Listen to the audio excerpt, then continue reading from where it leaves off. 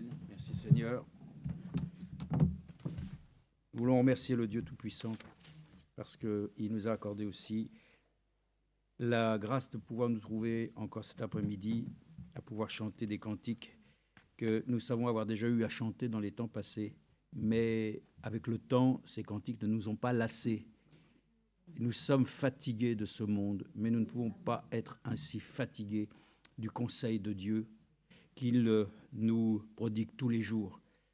Nous pouvons être fatigués, nous pouvons être éreintés, nous pouvons être déçus, nous pouvons peut-être même être déçus foncièrement de toutes les choses qui sont dans cette existence terrestre, mais nous ne pouvons que nous réjouir dans la présence de Dieu. C'est en lui que se trouve le salut, c'est en lui que se trouve ainsi la vie éternelle. Donc, au moins que nous puissions nous trouver ainsi dans sa présence un instant, vaut mieux que nous puissions les avoir tout autre endroit. Donc, remercions-le qu'auprès de lui se trouve le salut. Alors, je pensais cet après-midi, pour ne pas être très long, mais que nous puissions avoir peut-être ainsi un moment de prière, que nous soyons reconnaissants à Dieu de la manière dont lui, il conduit ainsi ses enfants de la manière la plus appropriée qu'il soit. Il sait ce qu'il fait.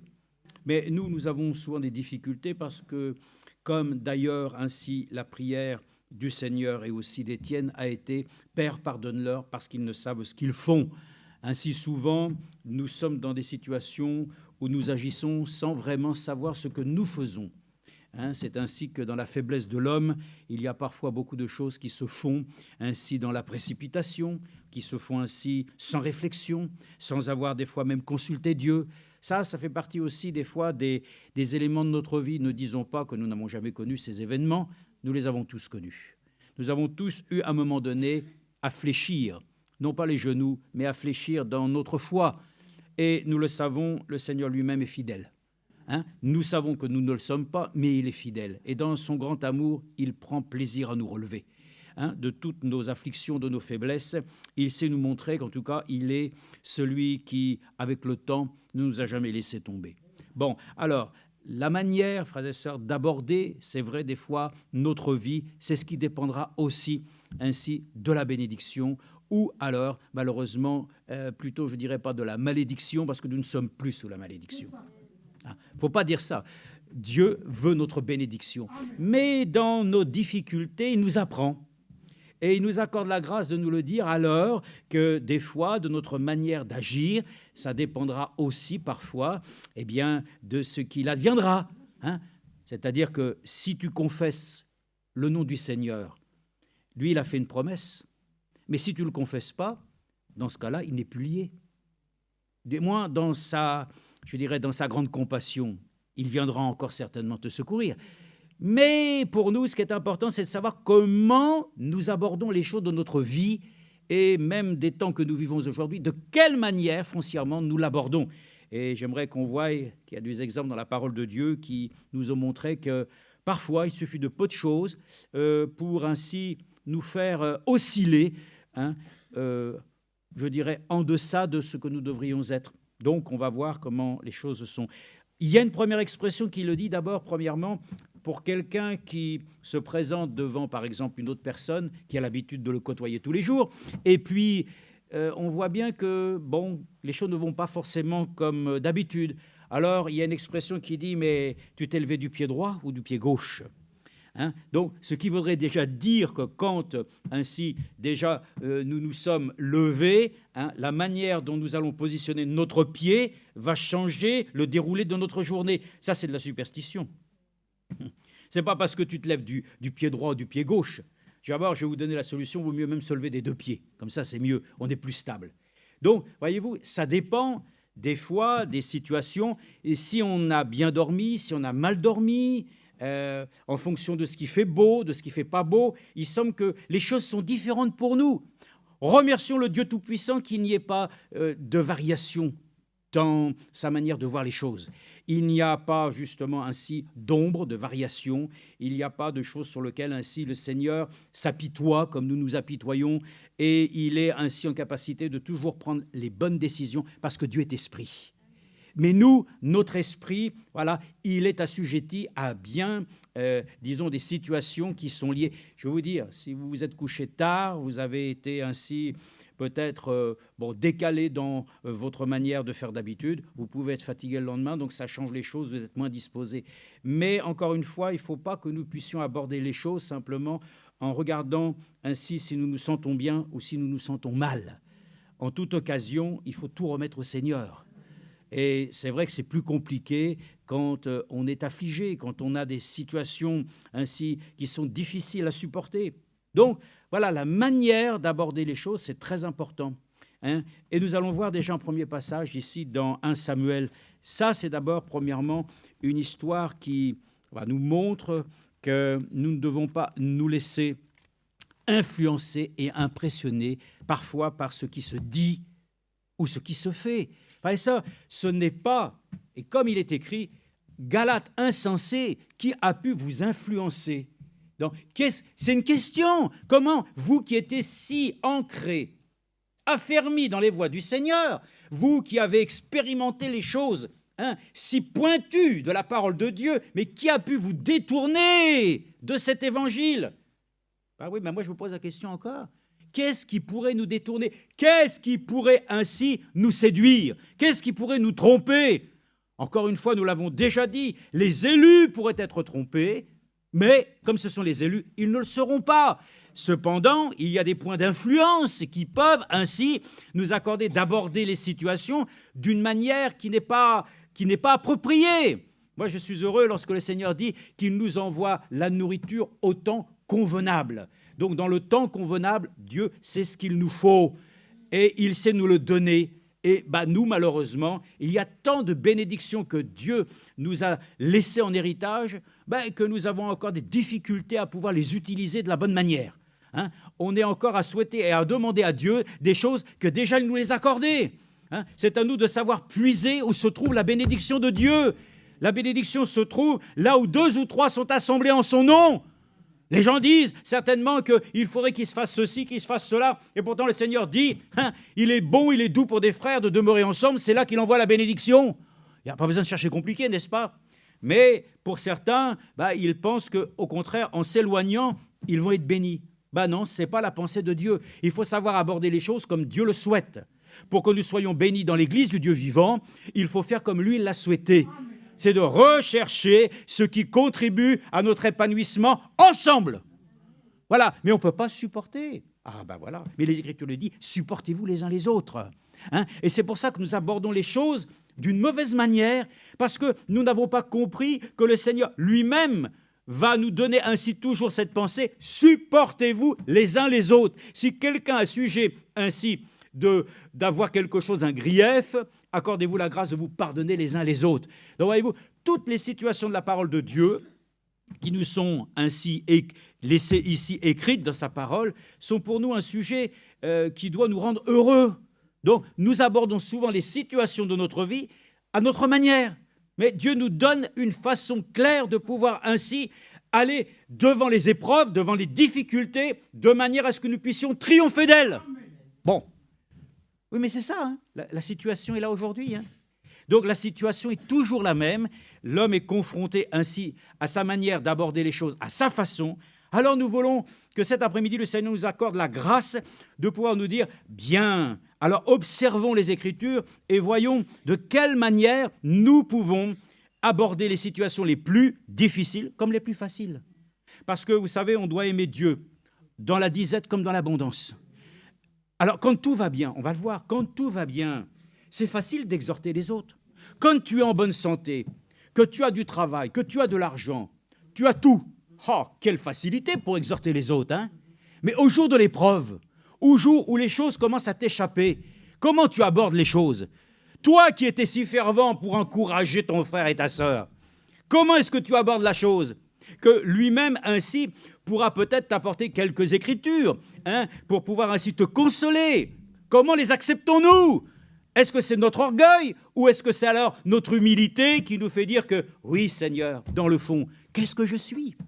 Je ne suis qu'ainsi simplement un vermisseau de Jacob. Donc Dieu nous parle tantôt d'une manière, tantôt d'une autre. Comment est-ce que nous abordons, c'est vrai, l'écoute de la parole de Dieu? Nous l'avons entendu dire aussi, souvent, nous abordons la parole de Dieu, mais notre pensée est ailleurs.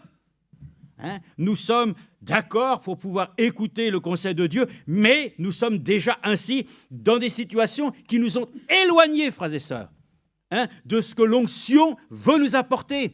Parce que nous sommes préoccupés, nous avons tellement de choses, n'est-ce pas, que Dieu nous aide et nous accorde d'avoir ainsi cette sensibilité pour aborder même les réunions, d'aborder ainsi nos moments de prière, de lecture, de la bonne manière. Oh Dieu, crée en moi un cœur pur, un esprit bien disposé. Il nous faut un cœur bien disposé. Mais souvent notre cœur, et nous allons le voir, hein, il devient un peu comme une pierre. Ouais. Souvent nous sommes ainsi devenus lourds. C'est ce que Frère Branham d'ailleurs va dire. Il le dit à sa manière, bien sûr, mais il le dit de manière justement à ce que nous comprenions, hein, que nous sommes devenus souvent insensibles. Nous devenons ainsi indifférents. Pourquoi? Parce que c'est le monde qui nous conduit. Non, ce n'est pas le monde qui nous conduit. Hein.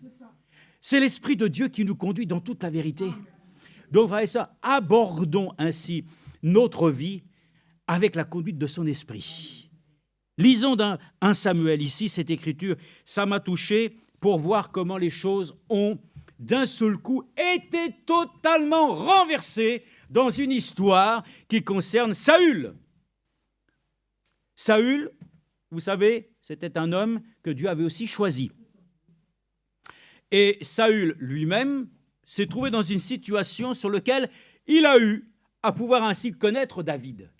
Mais David, au départ, lorsque nous savons qu'il y a eu le grand Philistin ici, qui s'est dressé ainsi contre Israël, nous voyons ici alors que David lui-même, lorsqu'il s'est présenté devant Goliath, a pu faire savoir, d'abord premièrement, que dans cette situation, Israël n'avait rien à craindre. Alors, les choses, regardez comment ça a été, la manière d'aborder cette situation.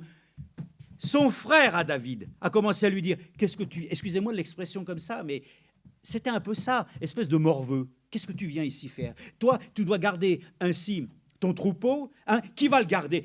Le mépris, le mépris. Regardez, quand William Branham est venu, ainsi, cet homme envoyé de Dieu, il a été très bien considéré, tant qu'il y avait des miracles et des prodiges. Mais quand ainsi le Seigneur lui-même l'a utilisé, afin de pouvoir ainsi, oh frères et sœurs, nous accorder la grâce de retourner à l'enseignement apostolique, il n'y a plus eu beaucoup de personnes intéressées. Pourquoi? Parce qu'ils ont abordé la chose, parce qu'ils cherchaient d'abord un intérêt personnel, qui considéraient simplement avoir leur vie s'améliorer, d'être guéris. Et un enfant de Dieu ne s'approche pas de la parole de Dieu simplement pour l'aborder de manière à trouver ainsi du bonheur pour sa vie terrestre. Il prépare d'abord sa vie éternelle. C'est une grâce que Dieu lui fait, frères et sœurs. Nous abordons donc les Écritures en pensant sincèrement, frères et sœurs, dans notre cœur, que Dieu a préparé des choses qui sont plus grandes que celles que nous vivons ici-bas. Donc, déjà, nous pensons à un avenir, alléluia, qui n'est pas ainsi de ce monde. Ce monde, pour nous, frères et sœurs, il est devenu en dégoût. Mais n'abordons pas, frères et sœurs, notre vie d'ici-bas simplement dans la critique. En touchant, en disant que de toute façon tout le monde est mauvais. Frères et sœurs, Dieu lui-même nous utilise afin de pouvoir ainsi sauver les pécheurs. Donc, reconnaissons les choses de ce monde. Si Dieu nous a sauvés, nous en remercions le Seigneur, mais qu'il puisse encore nous utiliser nous-mêmes pour être porteurs de cette bonne nouvelle.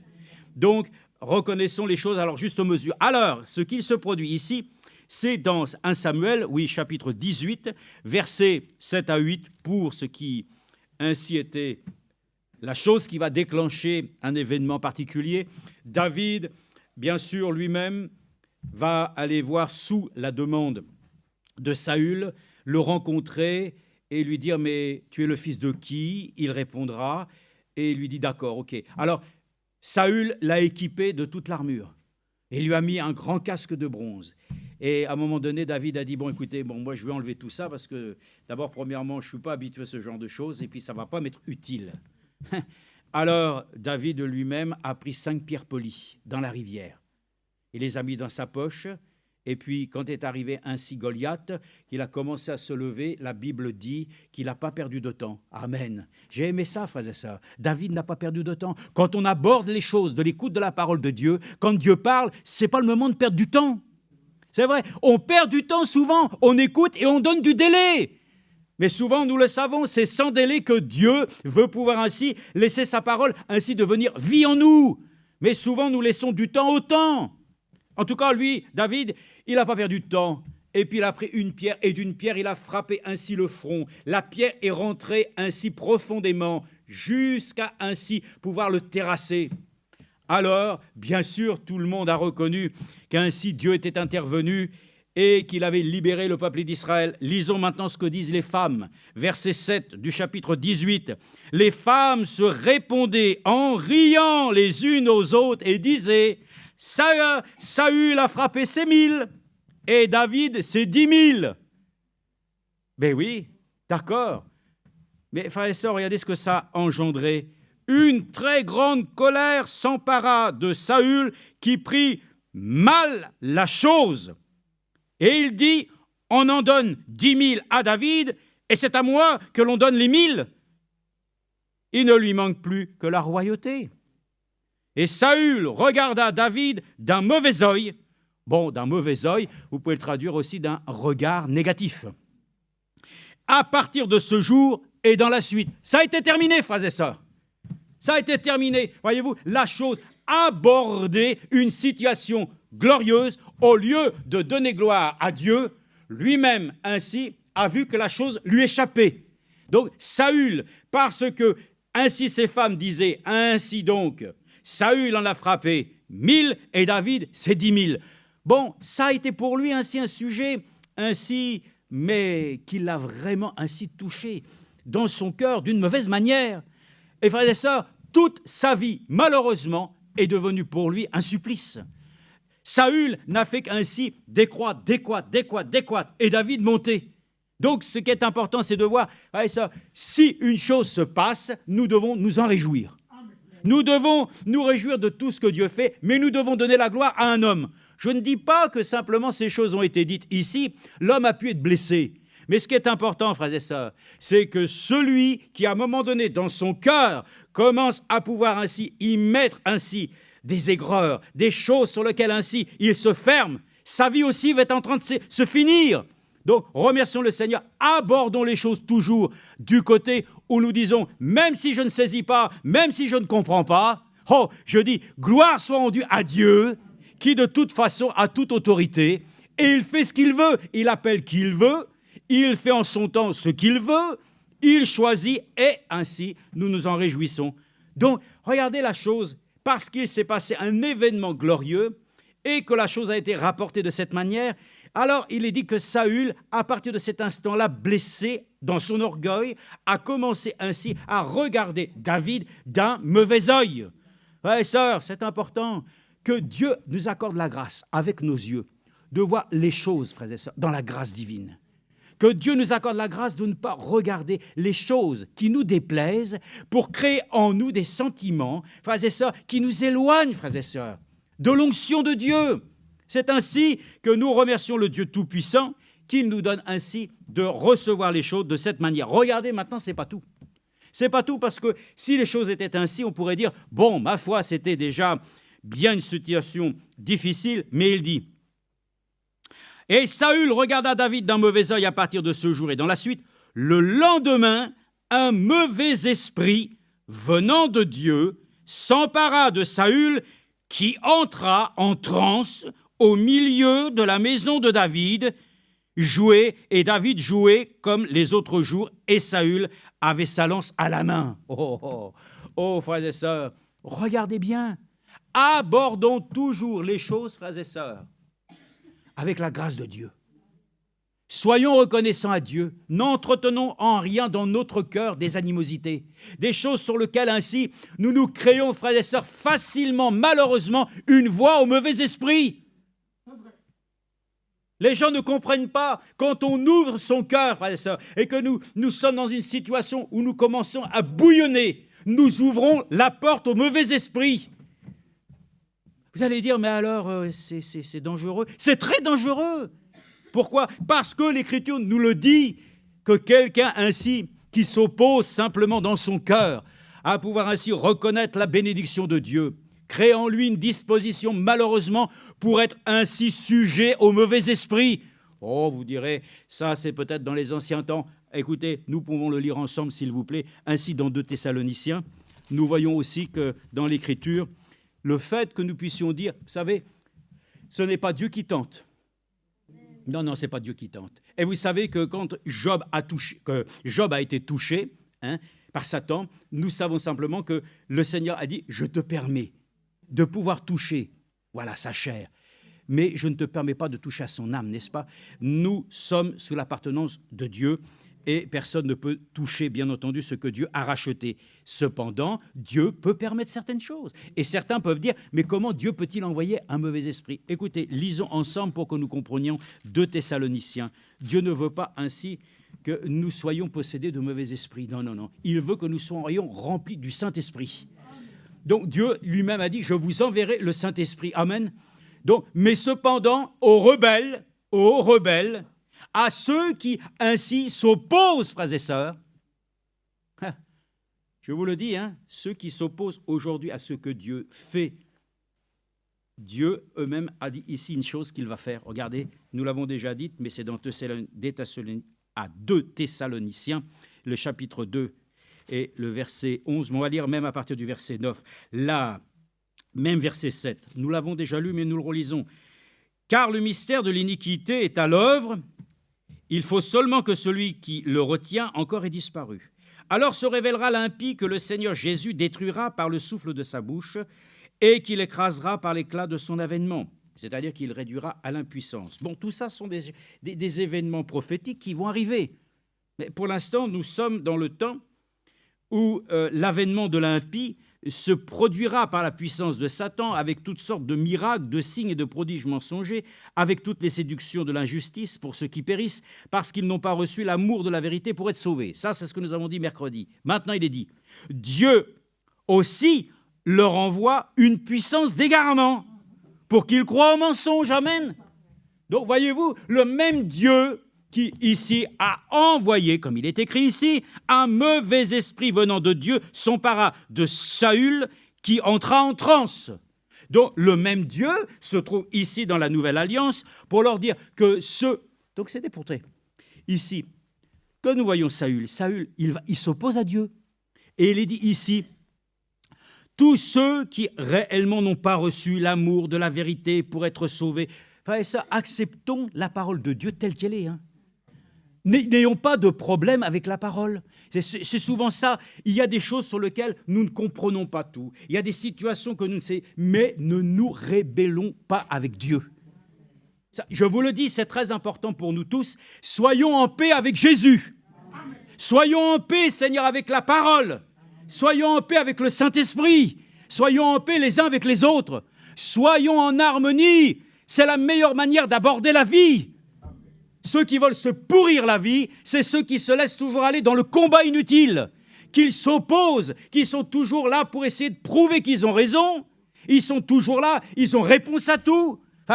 Ces gens-là, à un moment donné, ils ne s'en rendent pas compte, ils combattent l'Esprit de Dieu.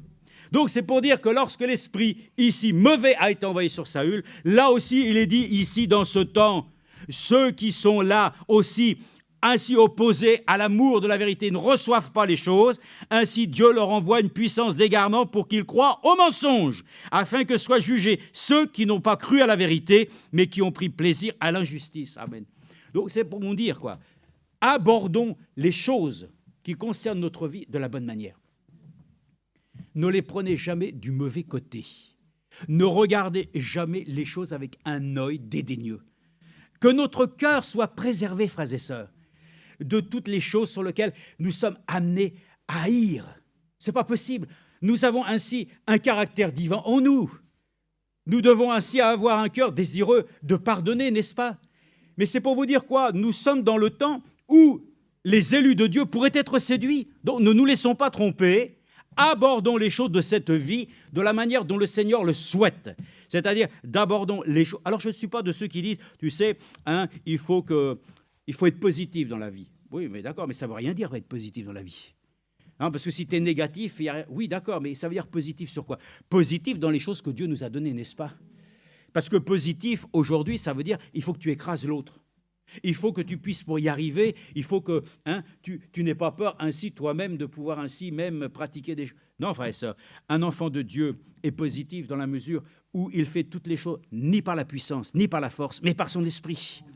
Donc, frère et sœur, c'est important. Les gens aussi veulent arriver aujourd'hui à tout prix, par la force. Mais l'enfant de Dieu, ainsi, pense simplement à ce que le Seigneur a souhaité et désiré, que nous n'entrions pas, frères et sœurs, ainsi dans des situations où notre cœur est en conflit. Vous savez, il y avait toujours cette expression où il était dit qu'il n'y ait jamais rien entre moi et mon Sauveur. Alléluia. Qu'il n'y ait rien que, ainsi, l'union qui nous unisse à lui, c'est-à-dire ainsi son amour à lui.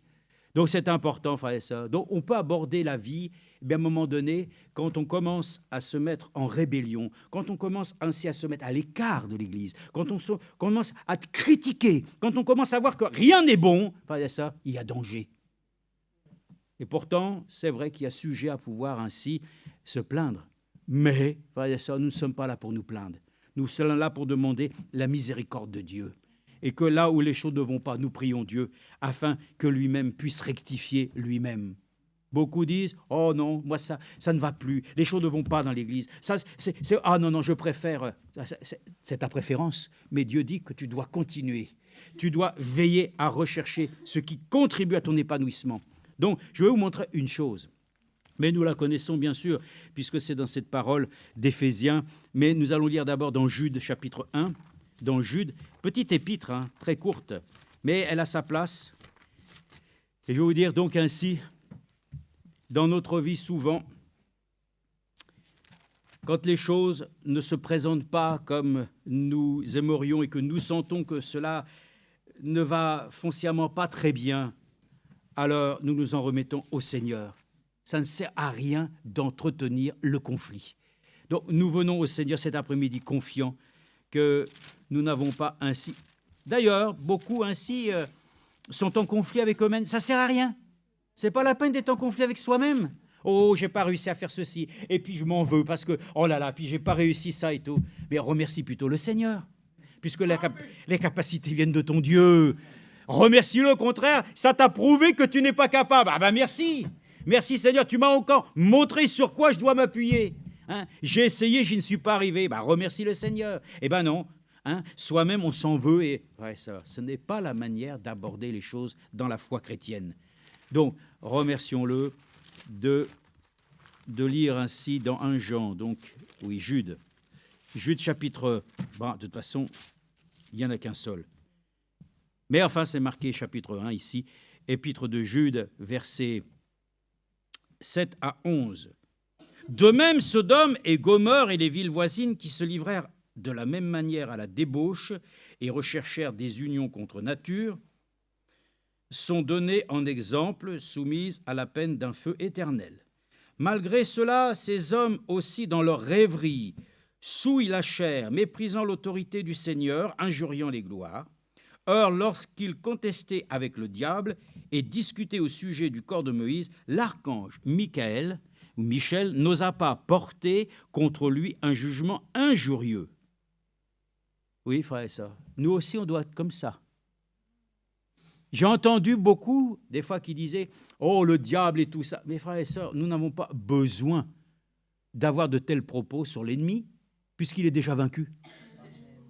Donc, voyez-vous, il n'y a pas besoin, frères et sœurs, on n'a pas… Je vais vous dire encore une chose, la manière d'aborder notre vie, nous entretenons une relation avec Jésus-Christ, avec le Seigneur. N'entretenez rien avec l'ennemi vaincu. N'ayez rien à voir avec la magie. Moi, je m'étonne pour ça, mais je n'ai pas beaucoup de courriers, on n'a plus beaucoup de courriers dans les boîtes. Mais enfin, cette semaine, je reçois un courrier et il y avait une affiche, je dis, qu'est-ce que c'est quoi ça ? Alors, c'est la grande, je ne sais pas, la grande biennale, je ne sais pas quoi, de la magie. Et ils m'ont envoyé, et il y avait à l'intérieur au moins 6-7 invitations gratuites. J'ai dit, ça, si vraiment c'est la chose que je n'ai pas besoin de recevoir, c'est bien ça. Comment, je ne sais pas pourquoi ça m'est arrivé. Bon, peut-être je suis auto-entrepreneur et peut-être, vous savez, les adresses passent de main en main et peut-être, je ne sais pas. Mais enfin, toujours est-il, je me suis dit en moi-même, c'est bien la seule chose que je n'ai pas besoin de recevoir de gratuit. C'est bien toutes ces choses. On n'est même pas tenté par ces choses-là. Hein. Bon, bref, donc c'est parti à la poubelle, mais je pense comme ça pourra toujours être recyclé, on ne sait jamais. Hein. Mais frères et sœurs, c'est pour vous dire, mais nous n'avons rien à envisager dans ce monde de ténèbres, c'est pas possible. Donc, allons, frères et sœurs, envisageons notre avenir avec Jésus, c'est tout. Vous allez dire, mais ça, je le sais, mais tant mieux, mais accroche-toi à ça, ne te laisse pas tromper ni séduire par des choses sur lesquelles ainsi, un peu de jeu par-ci, un peu de là, un peu de vapotage, un peu de ceci, et puis tout ça, savez ça, tu donnes ça, l'ennemi te prend ça. Ouais, ça, faisons très attention. Donc, nous ne sommes pas là pour injurier. Il y a des gens qui disent, oh, ceci, cela, ils ont des phrases pour ainsi montrer qu'ils dominent. Mais frères et sœurs, le nom de Jésus fait fléchir tout genou. Donc, frères et sœurs, abordons les choses comme la parole de Dieu. Invoquez le Seigneur au nom de Jésus-Christ. Amen. Voilà, c'est ça. Eh bien, je pense que nous pouvons le dire. Voilà, allons dans la simplicité de Dieu. Donc, les choses sont ici. Donc, il y en a qui injurient. Il y en a qui font des choses incroyables. Mais nous, ça ne nous intéresse pas. Simplement, l'ange a pu dire que le Seigneur te réprime. Et nous pouvons le dire simplement aujourd'hui. Tu es vaincu. C'est tout. En ce temps-là, c'était pour ce temps-là même où ça concernait cet événement. Mais aujourd'hui, tu es vaincu. Au nom puissant de Jésus-Christ, tu es vaincu. C'est tout. Voilà. Mais eux, au contraire, ils parlent de manière injurieuse. Frère et sœurs, je vous dis, la manière d'aborder les choses, n'ayez pas des paroles ainsi blessantes, hautaines et injurieuses, mais aussi des paroles sur les gros mots. Oh, ça peut déterminer ainsi la bénédiction, ça. Frère et sœurs, n'ayons pas des mots inappropriés, des mots sur lesquels même les Écritures disent que certaines choses ne doivent même pas être prononcées dans l'Église. S'il y a des gros mots, il faut demander pardon à Dieu. Ces mots-là ne le glorifient pas. J'entends ça chez les enfants de Dieu parfois, mais je me dis en moi-même, s'il y a bien une chose que et même dans mon travail et tout ça, quand j'entendais ça, plus j'entendais, plus je me réjouissais que le Seigneur avait ôté de mon cœur ce désir d'utiliser un tel langage. Ah, frère et sœurs, c'est important, hein, parce que si les gens parlent comme ça, nous abordons les choses avec le langage de Dieu. Donc, nous rejetons, frères et sœurs, tout ce qui n'est pas du langage divin et des pratiques et des attitudes qui n'ont rien à voir. Voilà, je me souviens ce petit témoignage, ainsi de cet homme qui était dans le train et il y avait un compartiment et il y avait 4 personnes et les 3 étaient là et il jouait aux cartes et il dit, ben voilà, ça se tombe bien, vous êtes le 4e, comme ça vous allez pouvoir faire le 4e pour que nous puissions avoir cette partie de cartes. Et le chrétien a pu dire, ben messieurs, je m'excuse, mais mes mains n'appartiennent pas à moi, elles sont au Seigneur. Donc je ne pourrai pas partager. Donc c'est bon, frères et sœurs. Donc nous abordons cette vie, vous savez, ce qui est le plus souvent pour nous, disons, péjorant, qui nous fait le plus de mal, c'est de ne pas prendre position pour le Seigneur. C'est ça notre problème. Nous devons aborder les choses en disant, nous sommes ce que nous sommes. Nous sommes ainsi les enfants du Seigneur, amen, sans prétention personnelle, mais nous sommes ce que nous sommes. Et c'est pour ça que nous devons ainsi aujourd'hui reconnaître que nous devons ainsi utiliser le langage divin. Eux, au contraire, parlent de manière injurieuse de ce qu'ils ignorent et de ce qu'ils savent par instinct, comme des animaux sans raison, ne sert qu'à les corrompre. Malheur à eux, écoutez, car ils ont suivi la voie de Caïn, c'est dans l'égarement de Balaam que pour un salaire, ils se sont jetés, et c'est par la révolte de Corée qu'ils ont péri. L'influence, frères et sœurs, l'égarement de Balaam pour simplement ainsi de l'argent. Oh, frères et sœurs, ne travaillons pas pour l'argent, travaillons pour le Seigneur qui va nous rémunérer, n'est-ce pas? Donc, pensons à toutes ces choses. Nous abordons cette vie, c'est vrai, pour réussir. Non. Abordons notre vie en disant, toi, notre Dieu, c'est toi qui nous accorderas la grâce d'être ce que nous devons être. Dans cette humanité, remercions le Seigneur que nous puissions simplement lui faire confiance, que nous ne voulons pas nous laisser aller donc sous une influence qui ainsi nous éloigne de la face du Seigneur. Ainsi, dans Éphésiens, je vous l'ai dit, nous le relisons ensemble, et pourtant, combien de fois cela n'a pas été lu? Mais enfin, on peut encore le relire aujourd'hui parce que c'est valable aujourd'hui. C'est valable depuis que l'Église est né ainsi à la Pentecôte, que Dieu ensuite a établi ce qui est écrit ici au verset 11, et nous l'avons même encore entendu dernièrement dans les prédications de notre bien-aimé frère Franck. C'est lui qui a donné les uns comme apôtres, les autres comme prophètes, les autres comme évangélistes, les autres comme pasteurs et docteurs. Bon, voilà. Si vous voulez aborder votre vie chrétienne aujourd'hui encore, de manière efficace, si nous voulons aborder les choses sereinement, ne nous laissons pas enseigner autrement que par Dieu, n'est-ce pas? Et parce que lui-même le dit. Pour le perfectionnement des saints, cela en vue de l'œuvre du service et de l'édification du corps de Christ. Amen. Jusqu'à ce que nous soyons tous parvenus à l'unité de la foi, de la connaissance du Fils de Dieu, à l'état d'homme fait, à la mesure de la stature parfaite du Christ. Oh, j'aime ça, dans la mesure comme ça, que notre vie soit conduite de manière à ce que nous ne soyons plus des enfants flottants, entraînés à tout vent de doctrine. Amen. Ah, frère et sœurs, que Dieu nous conduise et de nous soumettre encore à l'ordre divin.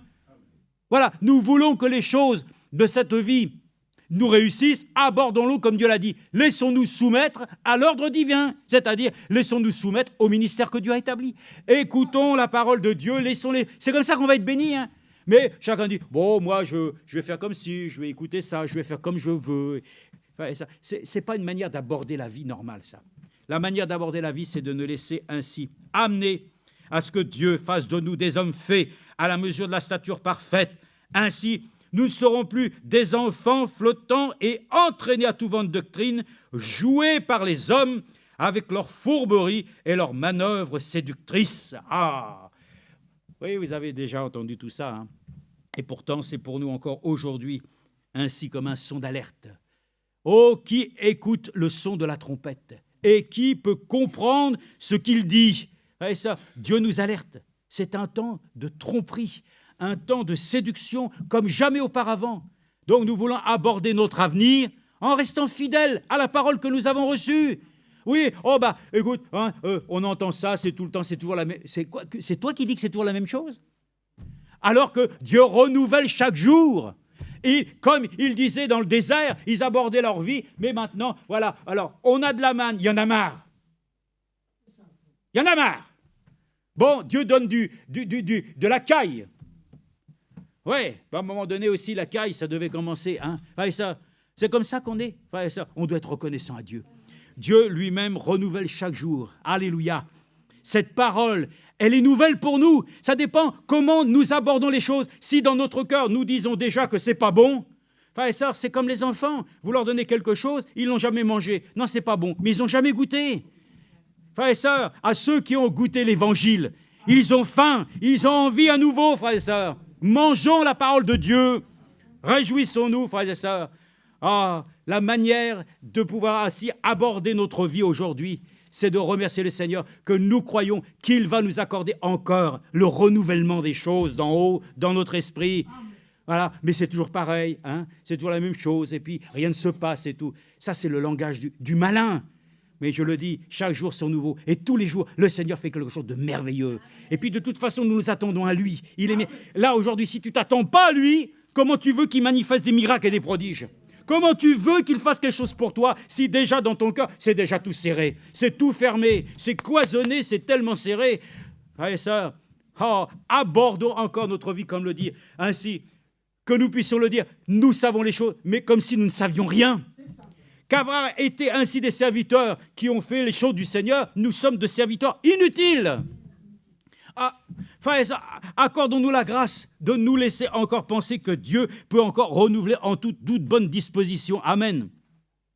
En tout cas, regardez ici, justement, c'est ce que nous avons eu à lire aussi maintes fois concernant ainsi, dans Genèse chapitre 32, le verset 26, qui ne connaît pas, bien sûr, Jacob qui a combattu avec Dieu. C'est pour cela que son nom fut changé en Israël.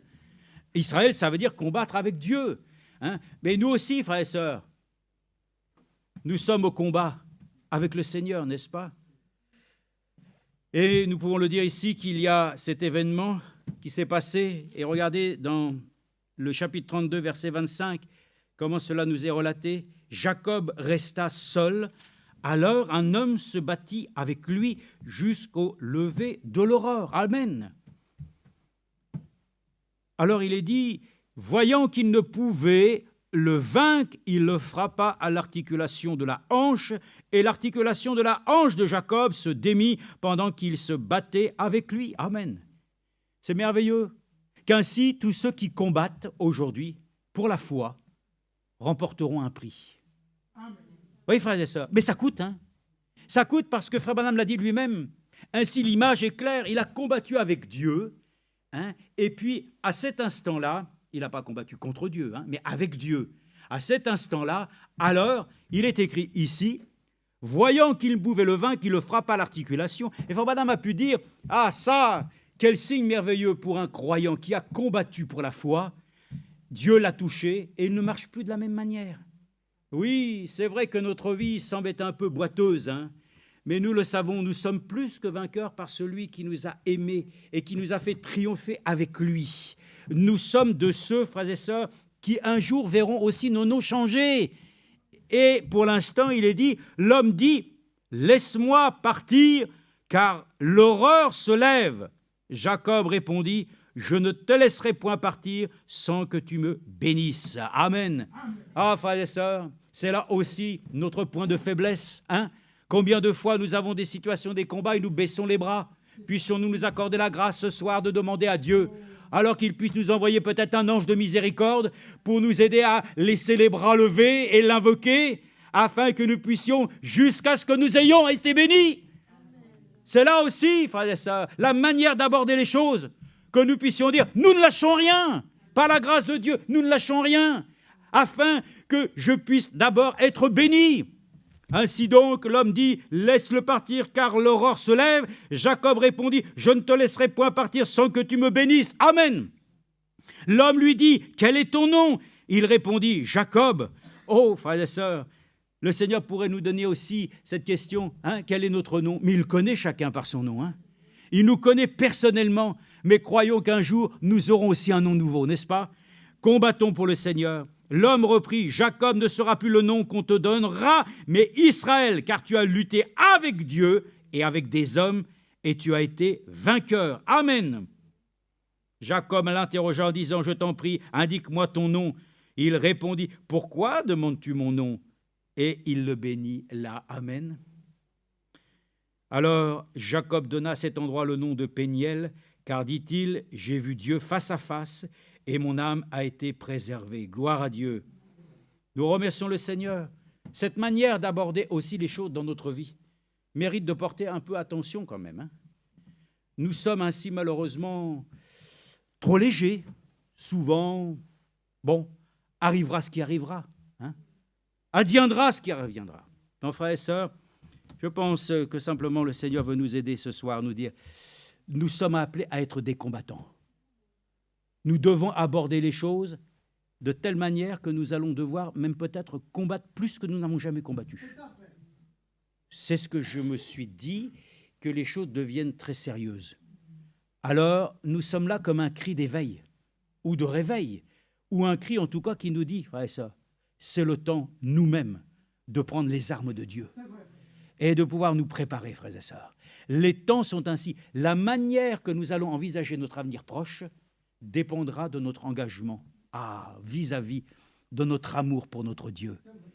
Donc, ainsi, nous ne pouvons pas dire que nous pourrons, en quelque sorte, nous en aller sans que Dieu nous ait bénis. Il faut que nous quittions ces lieux terrestres, que Dieu nous ait bénis, comme il l'a promis. Nous aurons bientôt, frères et sœurs, ainsi la promesse d'une pluie d'arrière-saison. Ça ne va pas être une petite ondée, hein, mais ça va être une plénitude divine qui va nous remplir, frères et sœurs, jusqu'à ce que nous puissions présenter ainsi le corps de Jésus-Christ. De telle manière, la tête ne sera pas aux pieds, hein, les bras ne... Non, il présentera cette chose comme une œuvre achevée et accomplie. Amen. Moi, je pense que nous pouvons le dire, nous abordons maintenant notre existence finale parce que nous savons qu'il doit aussi avec nous en terminer de manière sur laquelle, après l'avoir achevé, il nous présentera ensemble. Oh, que cela sera glorieux. Alors en attendant, frères et sœurs, ne disons pas, pour nous, c'est assez aujourd'hui. Non, au contraire, redoublons de courage et de force, et que nous ne puissions pas quitter ainsi rien qui concerne l'œuvre de Dieu que tant que Dieu nous ait bénis. Et ainsi, nous le croyons, le nom de Jacob fut changé en Israël. Amen. Je vais vous donner maintenant, voilà, le temps est presque arrivé pour dire, une manière d'aborder les choses de la vie. Un jour, Jésus a visité, nous le savons tous, un homme qui était riche. Et nous connaissons l'histoire, on ne va pas la refaire. Mais est arrivé le moment ainsi clé de cette rencontre, où ainsi Jésus a pu poser la question, quelle est donc ainsi la règle essentielle, la loi fondamentale pour Israël? Tu aimeras le Seigneur ton Dieu de toute ta force, hein, de toute ton âme, hein, de tout ton cœur, c'est très bien. Il dit, mais j'ai fait toutes ces choses. Mais lorsque Jésus a dit, très bien, alors vends tout ce que tu as, il fut tout triste. Ah oui, il fallait ça, parce qu'il voyait soudainement ainsi, pour lui, ainsi, son avenir d'un seul coup s'effondrer. Ah, frère et sœur, ne voyons pas notre avenir pour nous appuyer ainsi sur notre propre connaissance. Hein? Ne t'appuie pas sur ton intelligence, ne t'appuie pas sur tes richesses, ne t'appuie... Frère et sœur, aujourd'hui, si quelque chose doit pouvoir ainsi nous maintenir dans cette existence, nous le croyons, c'est la parole de Dieu. Parce que la parole de Dieu dit que c'est par elle que toute chose a été faite et que toute chose est soutenue par elle. Amen. Et ça, n'abordons pas l'avenir de notre vie aujourd'hui en pensant que les richesses du temps présent vont nous préserver. Au contraire, tout peut nous être pris d'un instant à l'autre. Mais puisse Dieu nous donner la grâce d'avoir confiance dans les promesses que Dieu nous a données. Abordons notre vie future, c'est-à-dire celle qui est maintenant devant nous, celle qui est là au temps présent, avec les promesses que Dieu nous a faites, que nous avons ainsi à prendre en compte. Recherchez d'abord le royaume des cieux, et tout le reste vous sera donné par-dessus toute chose. Ah, frères et sœurs, nous sommes reconnaissants. Ainsi, le jeune homme qui était riche n'a pas pu concevoir ni pouvoir aborder la vie future sans qu'il ne puisse ainsi continuer à vivre dans les richesses. Oh, nous ne pouvons plus, frères et sœurs, nous-mêmes considérer que nous devons vivre ainsi dans la faiblesse. Dieu doit nous accorder la grâce aussi de nous accorder ainsi ses richesses à lui. Voilà qu'alors, le deuxième cas, c'est qu'il y avait un jeune homme qui réellement a demandé son héritage. Et quand il est parti et qu'il a vécu, et puis qu'il a pu ainsi à fond perdu, ainsi rassasier tous ceux qui ainsi lui prêtaient attention par intérêt, hein, et qu'il a rencontré qu'à un moment donné, il n'était rien, alors il a considéré son avenir impossible. Il a dit, ce n'est plus possible de continuer ainsi. Alors, il a reconsidéré sa position lorsqu'il était auprès de son père. Alors, il a dit, je dois retourner vers mon père. Je dois ainsi lui dire, j'ai péché contre Dieu et contre toi. Mais maintenant, ainsi, je ne suis même pas digne ainsi d'être un serviteur. Ah, frères et sœurs, qu'est-ce que nous pouvons remercier le Seigneur? Que lorsque nous pouvons considérer notre avenir, que lorsque nous voyons les choses, nous pouvons toujours ainsi considérer que celui qui vient à lui, il ne sera jamais rejeté. Quoi qu'il advienne, quoi que tu sentes, quoi que tu puisses penser de toi aujourd'hui, la meilleure chose pour aborder l'avenir, c'est que Dieu t'aime et que tu puisses venir à lui, confiant, cœur repentant et pénitent. C'est la meilleure chose qui puisse nous arriver parce que Dieu lui-même prendra plaisir, amen, à nous accueillir. Donc, encore une fois, que tu sois riche ou que tu sois pauvre, ce n'est pas ça le problème. C'est que tout soit dans les mains du Seigneur. C'est que tout repose sur les ongles du Tout-Puissant. Donc, notre avenir repose en celui à qui nous faisons confiance. C'est tout. Si tu veux ronchonner, ronchonne. Si tu crois que, de toute façon, c'est en toujours ainsi ressassant les mêmes choses que tu vas être béni, tu te trompes. Parce que la Bible dit, ce n'est pas à force de vaines redites que tu seras exaucé. Ce n'est pas à force de dire, voilà, si je fais ceci ou je fais cela. Non. Non, notre avenir, c'est de dire, je remets tout à toi, Seigneur. Parce que dans le fond, après toutes les années, c'est devenu ainsi une rituel. C'est devenu quelque chose qui est devenu pour nous ainsi pesant. Peut-être que c'est le temps ainsi de remettre et de reconsacrer nos vies à Dieu. Qui sait ? Qui sait, peut-être c'est l'instant favorable pour dire, Seigneur, maintenant, aujourd'hui, il y en a assez. Il faut qu'il y ait un renouveau. Ma manière de voir ne peut plus considérer les choses du passé. Je veux qu'ainsi, il n'y ait pas ainsi simplement des choses nouvelles, extravagantes, de nouvelles révélations. Non, mais que les choses qui m'ont été déjà accordées refassent en moi ainsi surface, selon l'Écriture dont il est dit, Dieu a la capacité de relever le dépôt qui est en toi. C'est le temps, frères et sœurs, de reconsidérer que ce que Dieu a placé en nous, il va le vivifier. Il ne faut pas nous décourager. N'envisageons pas l'avenir comme un avenir triste. Alléluia. Demain est un jour heureux qui lui appartient. Pourtant, vous allez dire, mais il y a encore plein de situations de tristes. Ça, c'est les choses de ce monde. Mais les choses que Dieu a promises pour nous, c'est la nouvelle Jérusalem. C'est ainsi un règne millénaire de gloire où nous régnerons avec le Seigneur. Et puis ensuite, il y aura de nouveau... Ouais, frères et sœurs, notre avenir est le meilleur qui puisse être. Amen. Pour les choses d'ici-bas, frères et sœurs. Alors, comment voulez-vous aborder le jour de demain? D'abord, on ne sait même pas si on ira jusqu'à demain. Mais même pour l'instant qui est là devant nous, comment nous l'abordons? Nous voulons l'aborder avec foi. Nous voulons l'aborder avec reconnaissance. Je termine.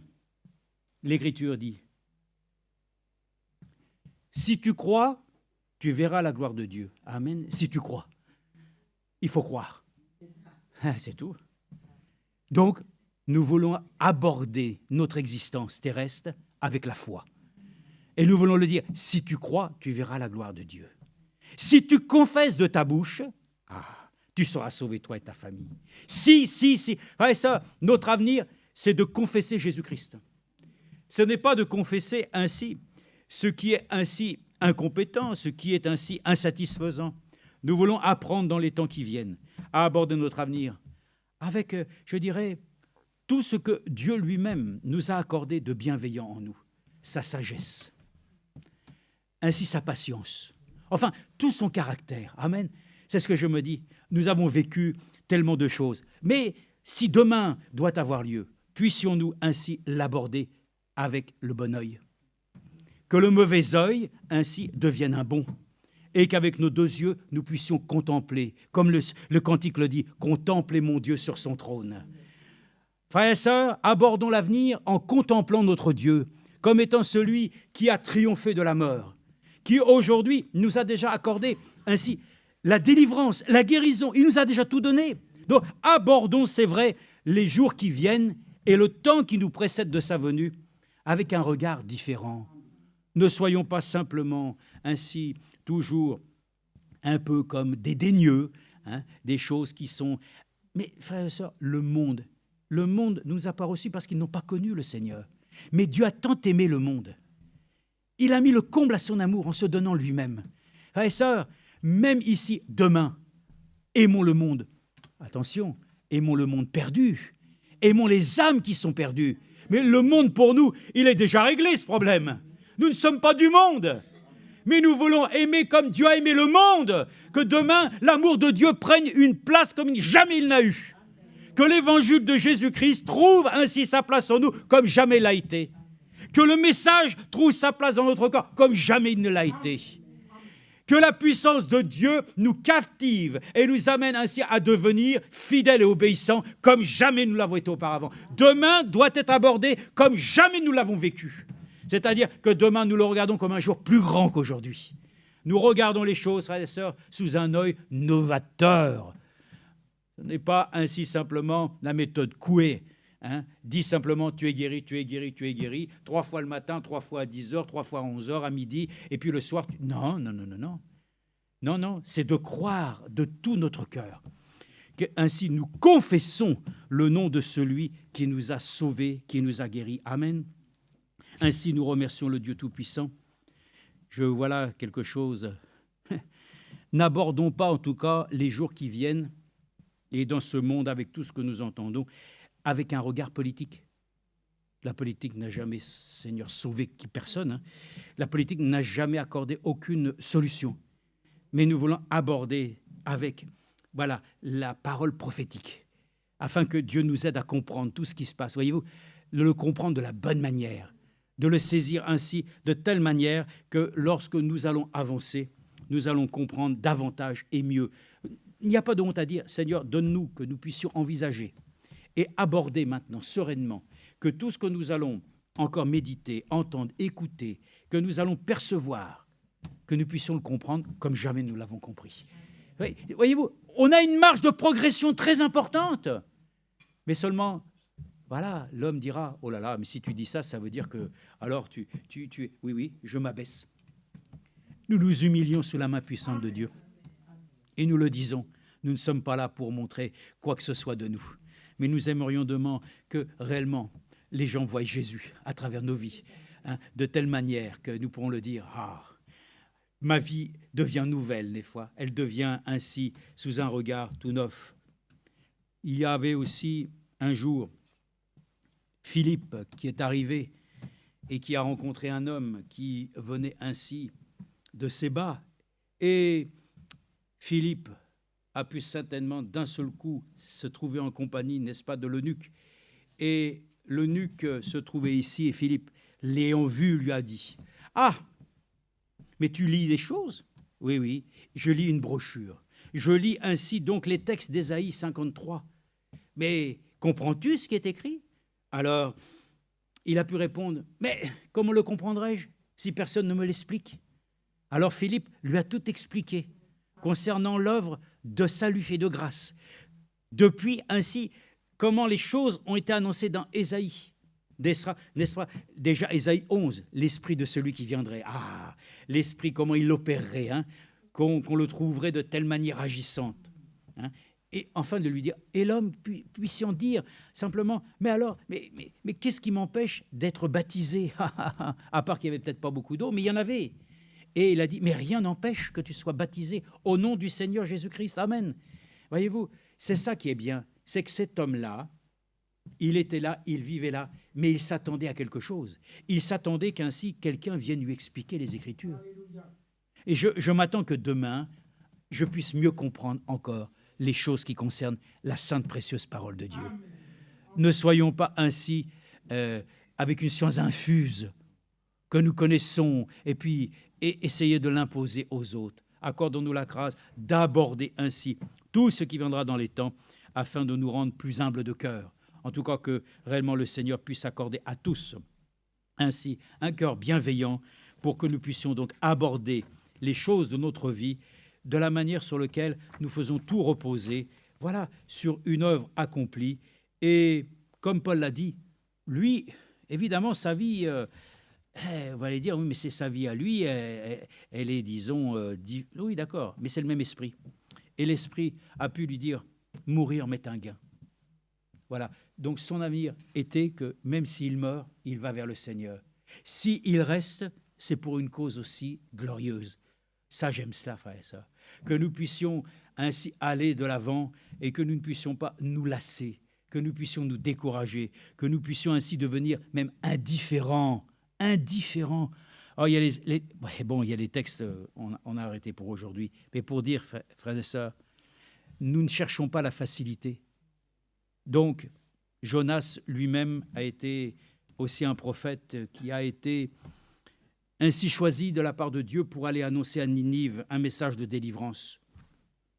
Pour lui, il n'en voyait pas l'utilité, puisque de toute façon, Dieu est un Dieu de miséricorde, donc comme il pardonne, à quoi bon?